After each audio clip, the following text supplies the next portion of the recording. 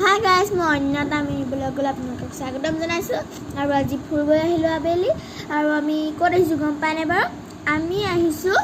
লাচিত মৈদামলৈ আৰু এফালে চাই থাককচোন ব'লক আপোনালোকেও তেতিয়াহ'লে আৰু অংকুদাই মই এতিয়া খেলি আছোঁ আৰু ইয়াত চাবলগীয়া নাই বনাইহে আছে বহুত কিবা কিবি এই সেইখনতে আমি খেলি লৈছোঁ আৰু বনাব বহুত কিবা কিবি বনাব